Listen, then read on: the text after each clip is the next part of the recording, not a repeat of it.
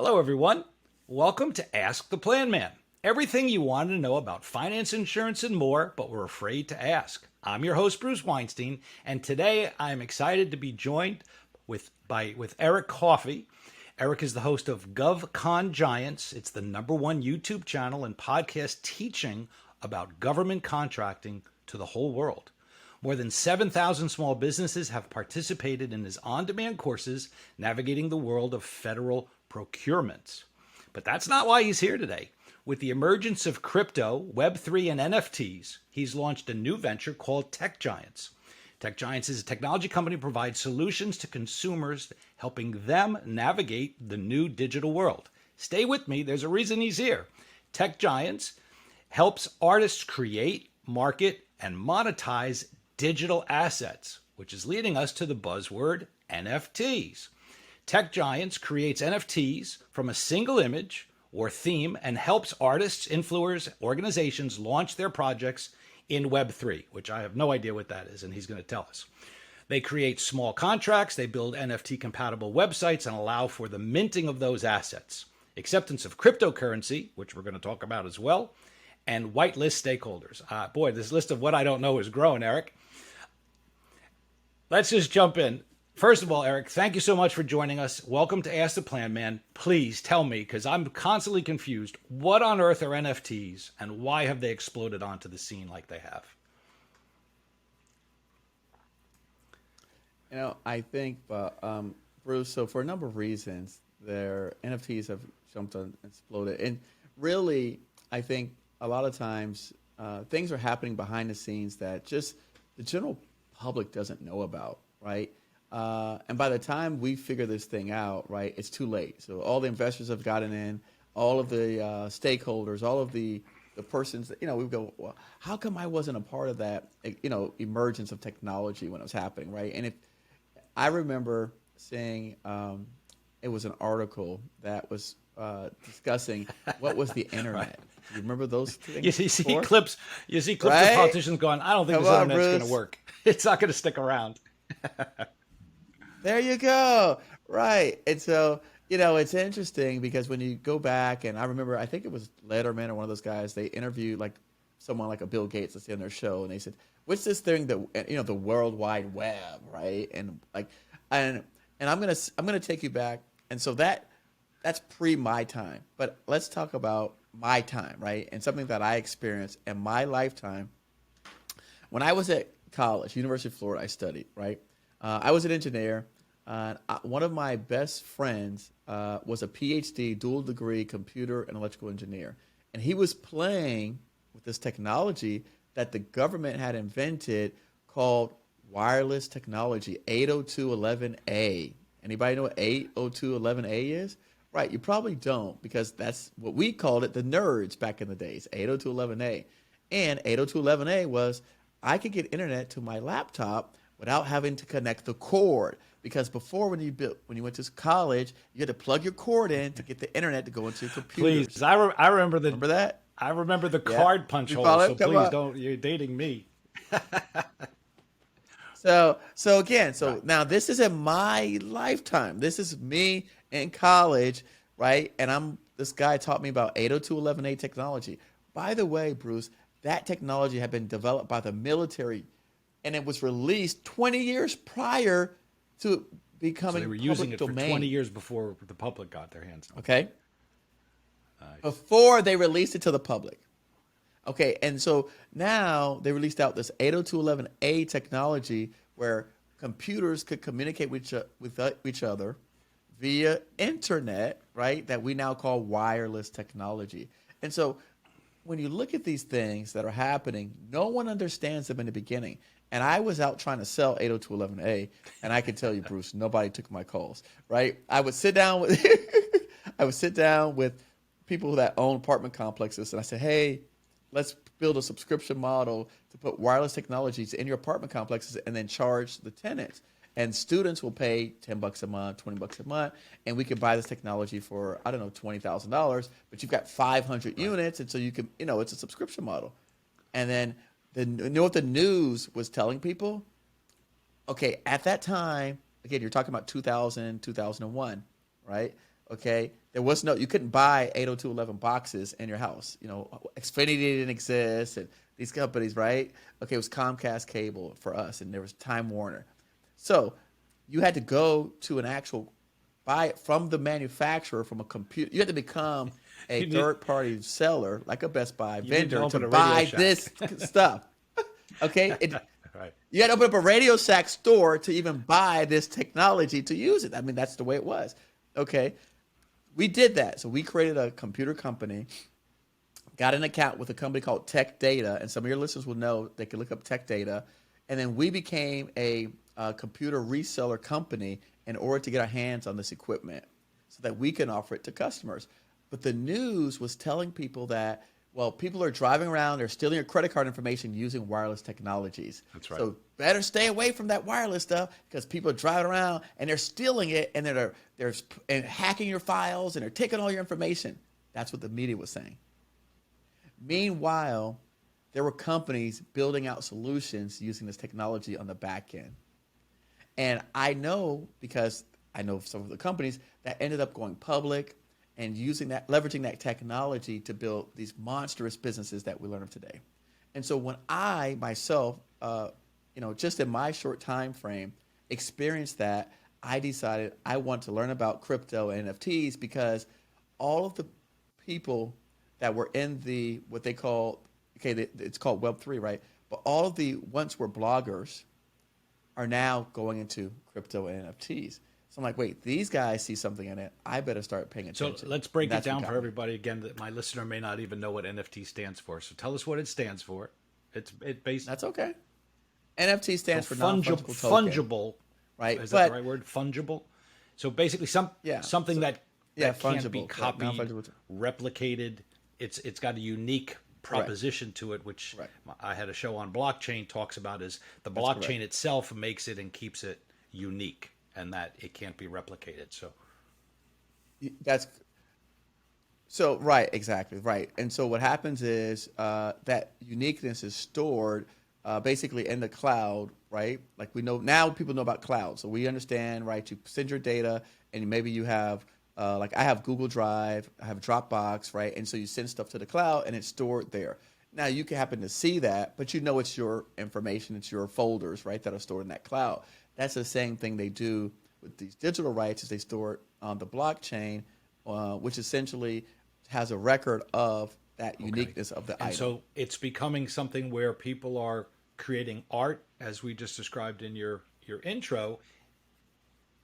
So art, yes, art is one of the popular things that people do, but that's something that's really more to show one Okay. use What case would be of the another technology. example of the use? So, for example, a really good use case that I saw when I spoke at Miami NFT Week. By the way, I just want to say Yeah. one really quick thing that I didn't touch on. When I was in college and I was developing my company to do the wireless technologies, at the time, because I grew up, I'm a Florida boy, the governor was Governor Bush. Okay, he was the governor of Florida. He came down to visit my offices because I was in a technology hub, an incubator. I was the second company there. The first one had VC funding. We have on video, on tape, Governor Bush, myself showing him what wireless technology was, introducing it to the governor for the first time. I have that on tape because we had the news came out there and recorded it because he was the governor came to visit this Wow. incubator. So I have that recorded That's on Jeb tape. Bush. What So I about had to have that. 2001? 2001. That's awesome. 2001, yeah. Pretty. 2001. Yeah, 2000, 2001. Probably, I think 2000-ish. Yeah. So, but let's go back to another use case, right? So another use case that I find that's really, that I saw that made sense, right? So I grew up in an area that was an urban area where there was a lot of like abandoned houses, abandoned places, right? So there was what they call slum and blight, right? So developers would know slum and blight. And so a lot of the times the people didn't have money, right? And so as you can imagine, right, if you're living in an area that's got the slum and blight properties, we know from the traditional banking system that typically the people in those areas have been underserved by the banking community, right? And so what's happened is I saw someone proposed that, hey, if there's a community that has slum and blight, right? As an individual person, I can't necessarily buy this property. I don't have the resource to buy the property and develop it out.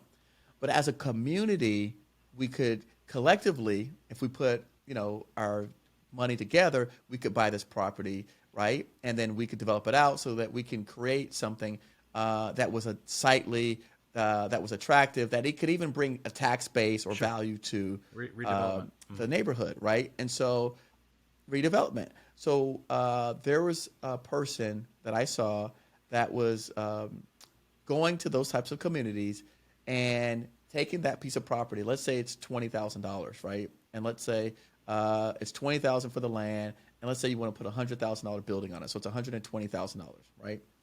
Well, they went to the community and said, okay, we're going to make this property an NFT, right? And so everyone is going to own a piece of the property. And so now, if you divide that up among 100 people, right, $120,000, that's $1,200 a piece. So now with $1,200 each, right, they can all own a piece of that property that gets developed and built out in the community, that improves the community, and also, let's say it becomes a rental, it pays back into So it's the a NFT way to itself. securitize something, right? You're kind of taking something and Correct. you're making it a Something, security right. that can then be chopped up in this case into some smaller components. To where right, so where I mean, every major every single company, well, not everyone, but 90% of the Fortune 100 companies all receive investment capital. Investment capital, venture capital, private equity is just pooled money. Mutual funds. Yeah, That's mutual all it is. funds. It's pooled money. Well, Yeah. mutual funds, small family funds, right? Hedge Investment funds. funds, endowments. Yeah. It's pooled dollars together to use to invest into an asset. This is what an NFT is at a smaller level for regular people. We get to pool our money together to build something that we want to see happen or create it. We don't have a vehicle like that today because in order to do that, they make it only for accredited investors, right? And which are not the regular people. So through an NFT, we can do the same thing that accredited investors do, that these professional industries are built around, right? The financial world is built around. We can bring it to the Let me regular just give person level. to my listener there. So, accredited investor is somebody that makes a certain level of income, usually 250,000 or higher, maybe has a net worth of $1 million or more, which not quite maybe the 1%, but getting towards it. So, what Eric's referring to, yeah, if Top if 5%. you're not in that high end, 95% of the people aren't doing that. Where can they go? This is a way, in Eric's view, that NFTs can now help people participate. My thought popped up in my head as you were saying this is the likes of the Robinhood, which is a stock market platform people can invest in. When I started as a stockbroker in the 80s, you couldn't buy fractional shares. You were dissuaded from buying anything that wasn't a round lot of 100 shares, let alone 10.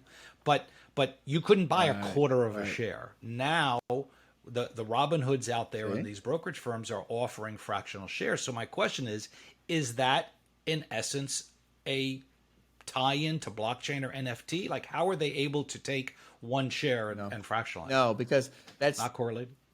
because no, because again, those are all institutional. It's just different. This is for regular people can do this. I mean, again, Robinhood's not going to get involved in communities and churches and things like that. I'm telling you, these are things that I'm getting down to the community level, right? So we're talking again. My example was specifically for a community. Robinhood is owned by shareholders and stock people and capitalists. They're not interested in community. The example I gave you is for someone who wants to see their community improved. They're not looking at it for just a financial interest. It's not. Everything doesn't have to be a capitalist method behind it, right? The whole point of actually collateralizing was not so that they can actually profit and pay dividends. They can pay the taxes, the insurance, keep it up, maintenance. That's capital improvement. It's not so they can receive a dividend, but it improves the overall community as a whole.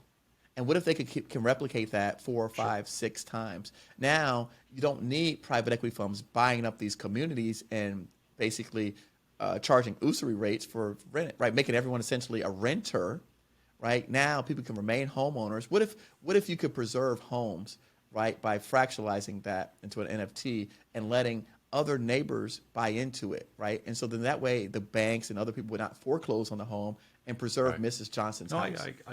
I see the value in that. So There are people there that want to see more capital, than right? just money. There's people that want to see, yeah, they don't want to see this person kicked out of the home because of affordability issues, because the prices of gas or propane went up, and now she's a fixed income person. How do I help her, right, without having to just give money to a church or a nonprofit organization? All of the nonprofits are doing the same thing. They are taking pooled money to invest in projects that they want to see So happen. Now you get So to some do of it the individually. conversations I've had, the evolution and the forecast for this NFT has more and more. I guess we'll tie in the crypto conversation somewhat, but has to do with like that electronic wallet and that an NFT, like our driver's Right. license, our social security number, our Medicare numbers, those are all unique numbers. They're not necessarily locked, blocked, and Yes. protected. People get their hands on the physical document, but that the evolution True. of this with the NFT technology, the blockchaining of things, is to create that. I'll make sure I'm getting the right word. Unpenetratable, something that can't be penetrated. Right? Okay. It's a way. You were talking earlier Sure. about the Wi-Fi world evolution and lack Right. of encryption Right. and the fear coming out of we can hack into this. So now 20 plus years later, with the Right. evolution of encryption technology, NFT Everyone has NFT Wi-Fi. Everyone has sure. Wi-Fi now, It, right? Everyone has Wi-Fi in you their can't house. Like we live all have it. without it. Like if you Right. don't have Wi-Fi You in your can't live without house, it. You don't even think twice. right? So the encryption Right. has evolved, Right. and so at its core, is it safe to say that an NFT is a deeper level, higher level of encryption that's going to protect identity, medical records, financials? That this is how I've been informed, if you will, in some conversations I've had, in that this is where that e-wallet type, like when you and I met, you were showing and you pulled out your e-wallet. We were talking about different cryptos, and it was all Sure. kind of in these different apps Right. that you had with unique codes and key. Like so, Right. that's what I'm trying to help the listener Sure. understand of where is this going? Why is this stuff so hot? Why has it been explosive? Whether it's late, early in the game, wherever we are in as they say, the 9 inning baseball game is, is it the second inning or is it the eighth inning?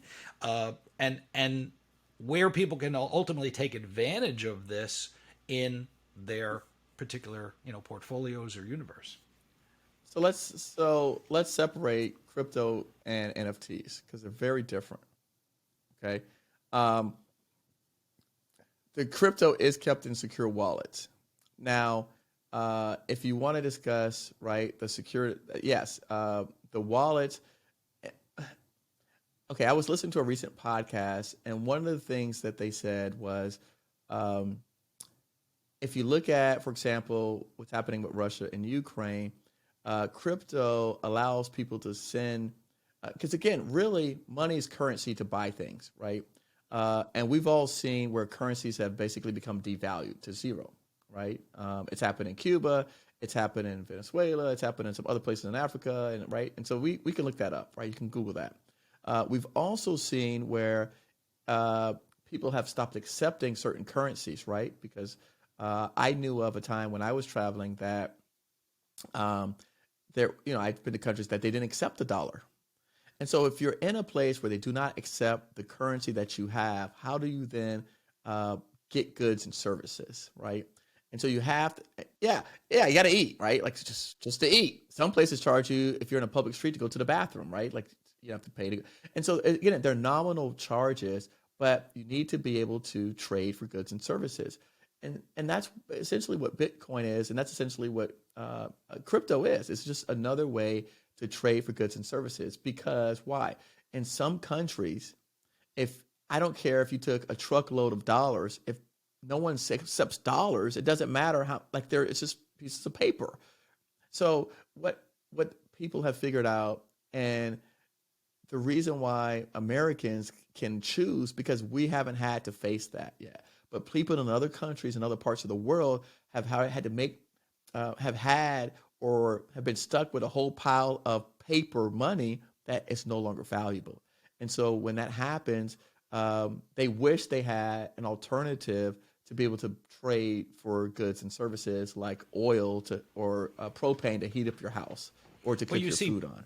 you And see so, places like Tesla announce they're going to take crypto, right, Bitcoin, for purchasing the car, right? So sure, Elon wanted to test the market. sure. He took it for a while. He invested in it for a while. He wanted to see the liquidity of the markets with it. He played maybe a little bit of some gamemanship on it, but you saw the trend now moving in that direction where it went from only the few, and I want to talk about this too. Is my misgivings here on the crypto is it was only available to a few, and then a year and a half ago it became available Right, to the many. And I did a couple of episodes of what right. Wall Street doesn't want you to know and how Wall Street treats the retail investor as a distribution network. So let me put my commentary here for those who didn't hear my previous episode. So March 30th of last year, I got an alert on my phone that Goldman Sachs was announcing public access to investing in cryptocurrencies, i.e., Bitcoin. Up until that point, there was no exchanges, no way of getting it. It was only to the institutional private investor. And now Goldman Sachs, and by the way, Bitcoin was $59,000 when they announced this. And so they don't let you in at 100. They don't let you in at 1,000. They don't let you in at 10,000. But it's Right. 60,000, Eric. Now you can come up to the tray and eat as much as you want. Okay. And so Exactly. I took that screenshot, Exactly. I posted it on my Facebook page and said, look, I may not be the sharpest guy in the room, but this screams top. This means run. Now is not the time. It's too late. And they are dumping this on the suckers that have been waiting to Right. get in without access. And now, in fairness, it did go up a little bit more. But if you look at the trend from March of last year to today, it's down about 70, 65%. And so if you bought at 59 all the way up to 69, I don't know where it is today. It's around 20,000, 21,000. I think at Okay. 22. Something like So that. again, I don't know. I didn't tell people to not buy it at 100. I was definitely skeptical when people would ask me, what's your opinion when it was at 10,000 and then 30, 40, and 50,000. They're like, well, should I still buy it? And I'm like, if I didn't like it at 10, why do I like it at 40? Like, I don't, but I'm Right. old school. I'm not Warren Buffett over here, but I am old school. And it just didn't register to me. I'm in the securities, got started in the securities industry back in the 80s. So, my training and my experience has been, if it walks like a duck, talks like a duck, it's a duck. And so it just didn't walk and talk in the same fashion as what I would take to be a more normalized, diverse type of investment. And I felt like somebody's going to get hurt and it's going to be the last person on the train, as always. And then they're going to dump it on you and they're going to unload it. So they needed their distribution channel because now at $60,000, they're like, hey, I paid 100. I need to cash out. Right. So if they don't let anybody in the room, if you and I are the only two owners, you don't want to buy mine and I don't want to buy yours, well, we got to find the next sucker, right? And as they say at the poker table, if you don't know who the chump is at the table, it's probably you, right? It's you. And so that's what I try and caution people is like, I was just nervous that people are going to get sucked in at a very late time and get involved in the hype. And so it's not a matter of I told you so's or, but it was just warning on the wall. Now here we are 18 months later and there's been a correction in the space. And so now the burning question is, and not that you and I have the answer, is where's it going from here? I read an article the other day. Here, I'm sorry, give me two more points I want to make. And we could bounce it back and forth. I'm over here itching. I'm itching. No, I'm itching. I'm itching. I mean, you could jump in. I just know at my age I'll forget what I had to say. So a couple things. I keep seeing in the papers every day, this crypto location facility is laying off 1,000 people. I see names Coinbase and crypto this and such, and this one's in bankruptcy. And so you're seeing fallout for, let's call it some of the also-rans or the wannabes that were trying to get involved in the space, whether they be exchanges to help people trade it, or, if you have 1,000 people you're laying off, how many people did you have and how are you still in business? And then you see the bankruptcies. But the second piece to this, and I think you'll resonate with you as well, is Mark Cuban said just this week, literally within the last 2 days, I saw his comments that the regulators, and again, this is something I've been hung up with from day one, is the regulators are going to ruin the parade. Like, they want to get their hands on this. They need to get their taxes. They want to control it. They need their insider trading activities. Yeah, I said it, Nancy Pelosi.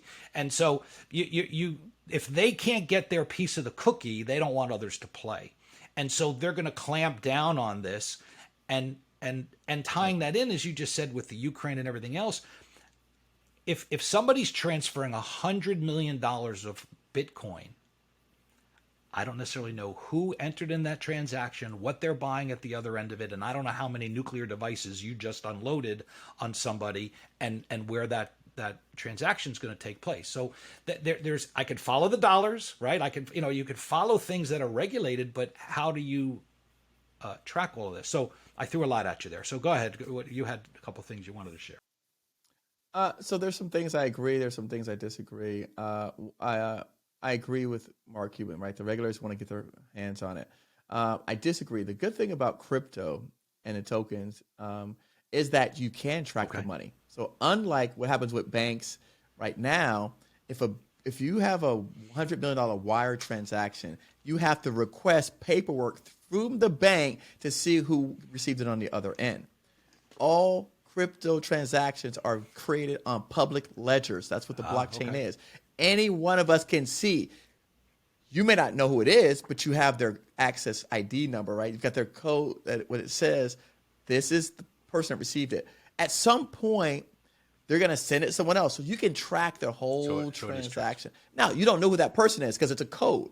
But at some point, when that person sends it to a country or someone's going to pull it out to get something in exchange, then you'll know. Let's use the terroristic. So you can't see it. So the terroristic side of things, right? If somebody in the terrorist world has access to this and they're buying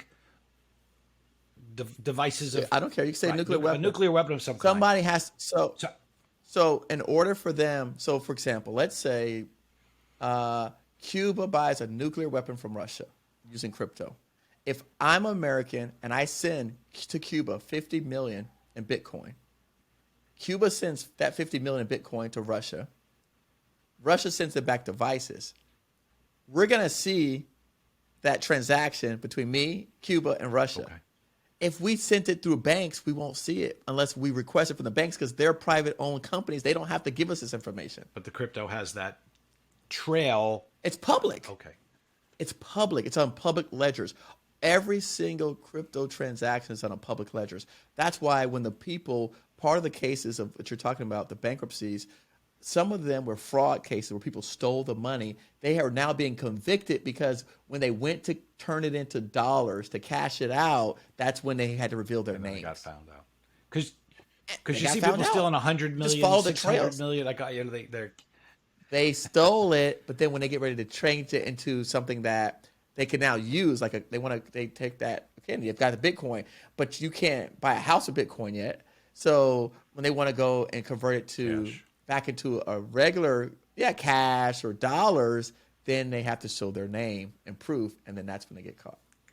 The whole thing's just... So it is. So that's the difference.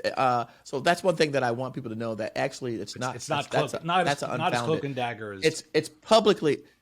It's publicly, all the information is publicly available on public ledgers.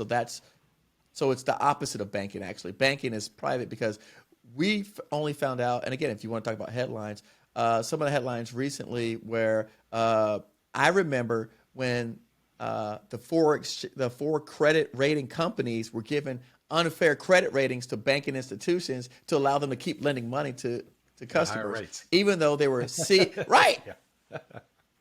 But you can't see that because they're all privately owned. And so these are kind of things that I disagree in that point. Now, I do agree the regulators and Nancy Pelosi and all these people, they want to get their hands on it, and they're trying to find a way to do that, which makes sense, right? Because what I see that's happening is it's not just, again, the government, it's also Wall Street. Because I can trade right now with you.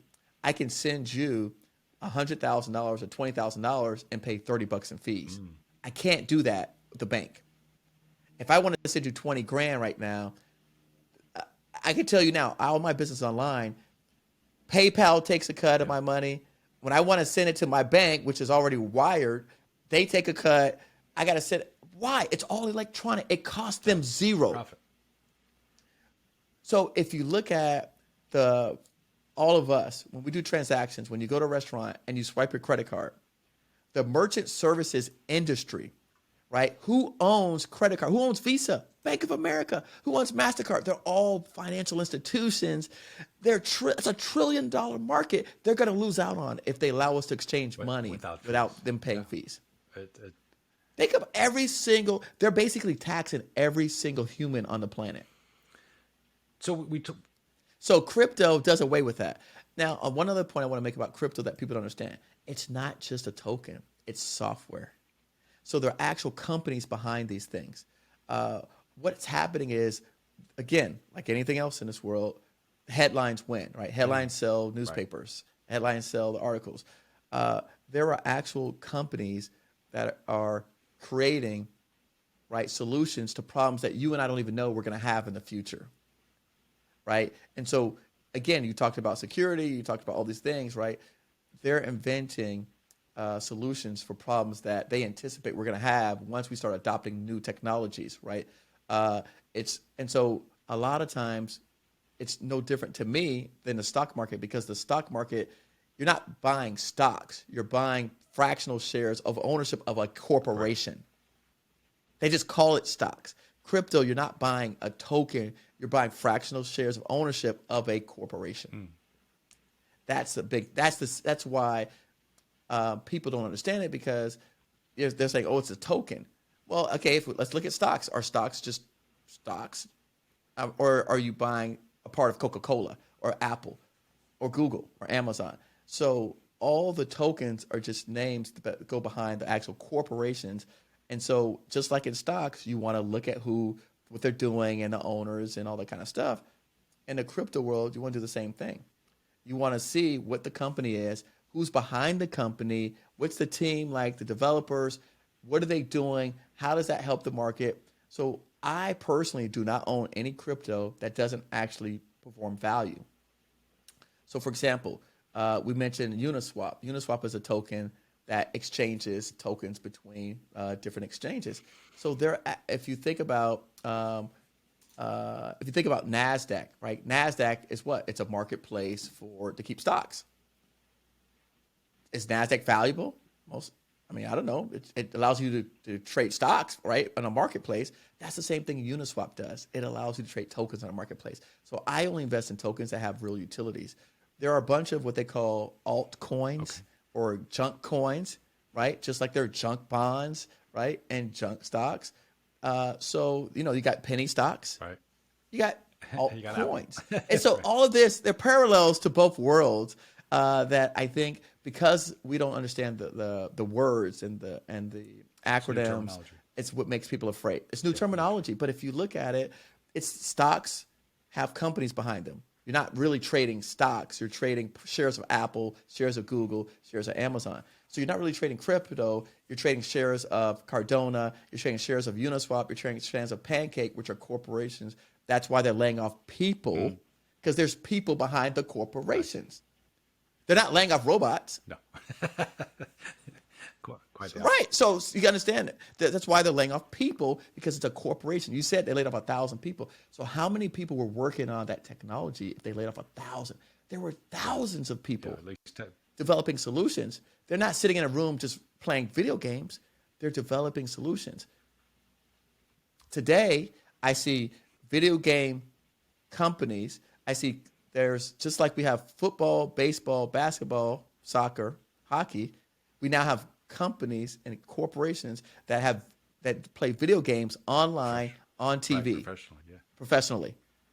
People are developing the software to power that. People are developing the technology to make that possible. So some of the top executives at Goldman, JP, BlackRock have all left to go work in Web3 and crypto, because they want to develop the future, not the past. What is Web3? Because that's a new term I wasn't familiar with coming into this. What's Web3? Web3 is essentially it's the next iteration of the web, right? So it's gonna allow you to, like they said, if you look at blogging was Web 1, where we just read text, and then Web 2 was video, right? Where we now watch, like YouTube came about. So before YouTube, had bloggers. Gotcha. right? And so then now Web3 is going to be the next iteration where it's going to have even like more where, and again, depends on whose definition of, we should have more interactive. So like you and I are now recording this. I've got my camera, but imagine if you were a hologram inside of my place and I was a hologram inside your studio. You're a good. That would be pretty you're cool. A forward thinker. I like you. Yeah. Well, but that's part of that's what what it is, right? So it's again, I'm not the smart guy developing it. I read about, I understand it, I know what's happening. So again, my parent, are your parents still alive? One is, yeah. Okay, how old? My dad's 86. Does your dad probably remember black and white TVs? Color TVs, hey, wait a minute. I remember black and white TVs. You're killing me, Eric. You're killing me. Remote control. Man, you had to be rich to get a color TV with a remote. Oh my God! I remember just transitioning to high def was like life changing. So think about all that stuff. Remember, like we have rotary VCRs, rotary phones. So this is the same thing. I don't. Did you ever think my kids don't know what a payphone is, man? They don't know they had to carry dimes in their wallet. But did you ever think, though, Bruce? Even what we're doing now, where I'm looking at you, before COVID, people weren't using Zoom like they are today. So we were still taking phone calls, right, on the phone, listening to somebody's voice without seeing their face. I have not had a meeting on a regular phone since COVID. Just zooming. Keep zooming. We Zoom you get to see everybody. Yeah, and my parents, who again, my mom is my dad's 84. They call me on FaceTime. They're 84 years old. I know. They call me on FaceTime to see me while they're talking at the touch of a button. So even though I know I said hologram seems far-fetched, it's already happening. We love watching these old shows from the 1800s, and you're like they're writing to each other and waiting weeks and weeks for the correspondence to get there, get back. And we're so impatient that it's like he's not picking up my Zoom. We had a call at 3:00. Yeah. So I mean, my mom, again, she lives about an hour and a half from me. She'll jump on and she'll call me and switch to FaceTime just to see me. And then she goes, "You don't have to come down this weekend because I see you already. You look good. I just saw you. Like, you look good. You're like healthy. I just want to see you. You look good." And that's really what your parents really wanted, right? They just wanted to really physically see you. And so now that she sees me, she's like, "I don't have to come visit because like I see you already. I don't need to touch you necessarily." But pretty soon that we probably will be able to be in their presence inside of the home. That'd be amazing. So let me come back to a couple more questions as we start to wrap up on the state of crypto. Another concern that I have is stability factors. Yeah. When I have something that goes from 100 to 60 some thousand and back to 20,000, that has to alarm and concern a lot of people. That is my money safe if I'm converting or buying and investing these things? So how do we stabilize them? And then what's the point if they're stable? Because if it's not going to grow and do something of value for me, then why do I want to put my money in there? If I buy Microsoft stock, I expect a dividend and I expect the stock to go up over time. But at the same time, it does fluctuate. It can go down. It can do other things. So how do you correlate? I guess here's the point of this is, crypto as an investment is different than crypto as an actual currency, because the currency itself may not be stabilized. An investment's a different ideology of it. But if I'm going to replace the dollar, and I don't know if that's where this is going, is to come up with a global currency on some fashion, at least that's how I've heard it somewhat labeled, is eventually there's no dollar, there's no ruble, there's no euro, there's no sterling, there's no yen, and it's just going to be some massive form of this crypto type currency. So if that, is that a possibility? Are you in agreement with any of that, or disagreement is fine? And then B, how do you overcome the lack of stability in it? Or is it, this is going to be that way and those are going to be this way, and you can pick and choose where you want to be? Am I saying that right? You're saying it. No, I understand completely. Okay. Again, yes, a crypto appears to be less stable than stocks. But I disagree, because if you were to take, and let's use your example, you went from 100 to 60,000. If you plot that on a chart, the 100 was 8 years ago. you couldn't buy crypto for $100 in the last 5 years, last 7 years. No way. So if you look now, if we look at ARK Investment, okay, Cathie Wood, what happened to ARK Investment last year? She's down 50%. The year before, she's down 40%. She's down billions of dollars. So is that stable? I wouldn't think if you bought into her the last 2 years, you'd be screaming. You're late in the game. Right? Because you're down 70%. So what's the difference? Crypto, I think the challenge is that it was somewhat oversold by some people that said it's like gold, right? So it's a stabilizer like gold.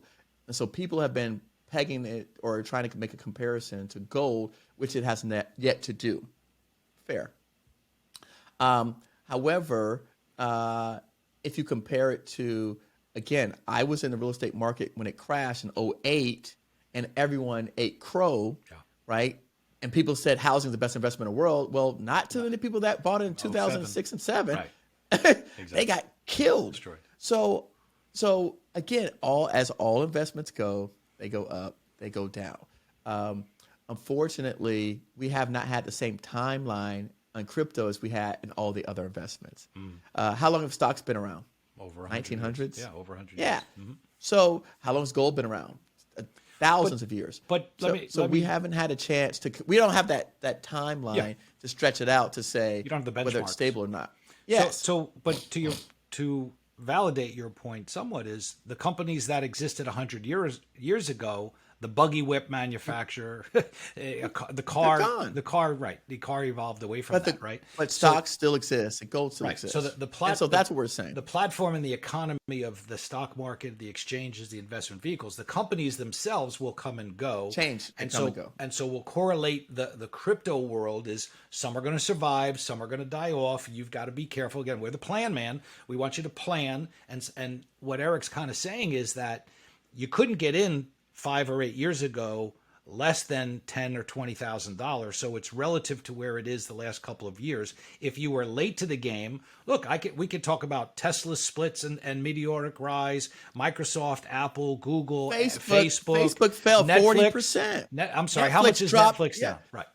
So if you were early investors in there, you made a lot of money. But again, my shows, we talk about getting in is easy, getting out is hard.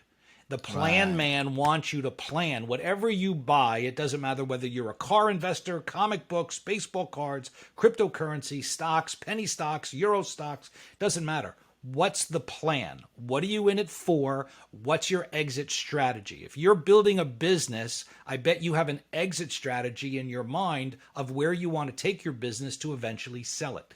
That's no different than your portfolio. If I'm investing in Microsoft, am I investing it for 5 years, 10 years, 20 years? And then what am I doing with it as it becomes half of my portfolio? If you had Microsoft in the 80s, you're a multi-millionaire depending on how much you put in. But when do you diversify? When do you start to get out? Because you can't time this. And so that fundamental principle of investing correlates here, whether it's cryptocurrency or fireworks.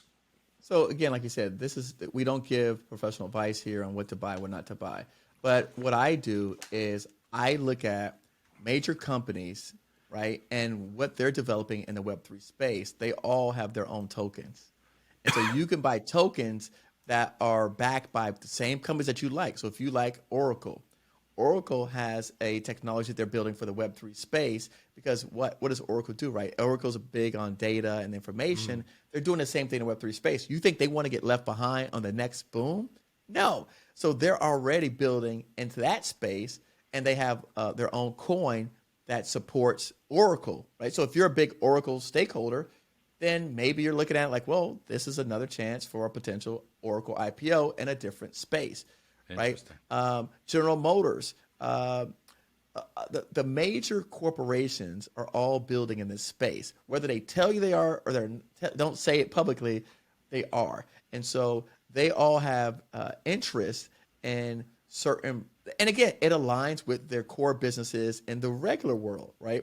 So if you're Google and you're like to have traffic and data, right? Don't you want that on Web3? You want to let somebody come and supplant you because then you're the horse and buggy guy. You're the blockbuster video that got upended by Netflix. You're Betamax, yeah. You're the Your rotary phone. Betamax. Your rotary phone. So or Motorola, look at Motorola. They were crushing it in phones, and then they got supplanted. BlackBerry. And so Google doesn't want that happening to them. Facebook doesn't want that happening to them. And so let me give you another example. Before we leave out, let me give you one more example. Right, Facebook. It's called Meta, and they've invested in those glasses, right, that you could see in alternate worlds. They are now using that technology. My friend has prostate cancer. His surgery was done by a robot.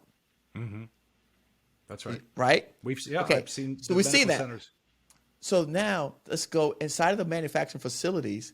They're already using the Google Lens and the technologies, right, to see through areas that they can't see inside of these facilities. Yes, it hasn't made it to commercial use yet, but in the industrial side, people are already using these technologies. So they're developing them out, and then when they find the right commercialization use for the rest of us, then it's going to release to the masses. And then at that point, you're going to wish you had bought into some of that crypto early on, because those are the new, they'll be the new stocks, so to speak.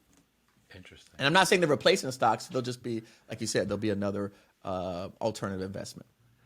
So I don't know whether I'm more confused or I have clarity on all of this. So I don't know how my listener feels out there, but real quick, share how people can reach you. Your info will be in the show notes, but give a quick shout to how people can get a hold of you if they want to learn more, follow some of your stuff and your tech company. So why don't you share that with us? Listen, I spend most of my time on YouTube. That's where I primarily spend my time at.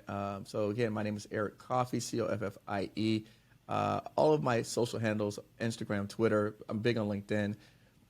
And so again, if you want to subscribe to any of my newsletters where we discuss these items, just go to govcongiants.com. Right there, you put your email address and then you'll be subscribed to all of our newsletters that we do weekly, discussing everything related to government contracting. Excellent. Again, we'll have that in the show notes so everybody can find out there. So I want to thank my guest, Eric Coffie. I think it was very entertaining. I hope people got some good so what's out of this, whether you want to invest in it or have been investing in it, and the Bitcoin, NFT, crypto conversations. We hope you gave you some clarity and education on how to make some keen decisions, where the future is leading and why. So Eric, thank you so much for that. Folks, the Plan Man needs to hear from you. We need likes. We need subscribers. We need shares. Please share this podcast with those around you that have interest in this particular information. You can email me at bruce@asktheplanman. Visit the website, asktheplanman.com. And you can always call us on our toll-free number, 844-PLANMAN. Again, Eric, thank you so much for being with us. Folks, when you need advice, always get it right. Come ask the Plan Man. Again, Eric, thank you so much for being here, folks. We'll see you next time here on Ask the Plan Man. Take care. Sir. When you need some advice, never sacrifice, always get it right. Ask the Plan Man. Finance, insurance, and more.